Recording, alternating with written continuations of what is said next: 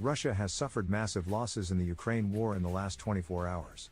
The Ukraine Defense Ministry reported Wednesday, March 27 that 1,030 Russian personnel were eliminated in combat, News.com has learned. The Defense Ministry also reported on X that Russia lost 11 tanks, 9 armored vehicles, 27 artillery, 25 drones, 41 vehicles and fuel tanks and 5 pieces of special equipment in the last 24 hours.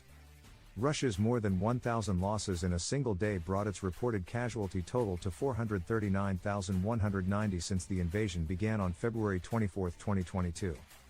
According to the Ukraine Defense Ministry, its troops have eliminated 6,904 tanks, 13,216 armored combat vehicles, 10,931 artillery and 8,578 drones belonging to Russia's military. Neither Russia nor Ukraine tallies their own losses publicly, so it's unclear how accurate figures released by each side are. The military successes come amid a shakeup among Ukraine President Volodymyr Zelensky's administration. According to The Telegraph on March 26, Zelensky dismissed Alexei Danilov as Ukraine's Security Council Secretary. Danilov is being replaced by Oleksandr Litvinenko, the Foreign Intelligence Service chief. There has been no explanation for the changes in leadership. Ukraine's National Security and Defense Council are in charge of national security and include Kyiv's highest-ranking political, security and defense chiefs.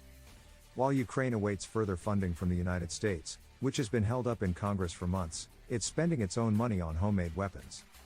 According to the Associated Press, Kyiv's government is flooding money into homemade weapons programs.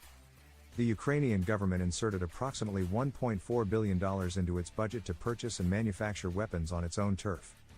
That is 20 times more than what was budgeted before Russia's invasion in 2022. In another development, many of those weapons are coming from private companies that are sprouting up all over the country.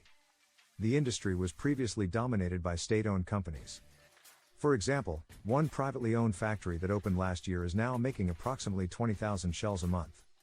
I feel that we are bringing our country closer to victory, Anatoly Kuzmin told the Associated Press.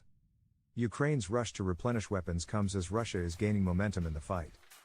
Moscow has taken over approximately a quarter of the country, and Ukrainian troops are often greatly outnumbered on the battlefield.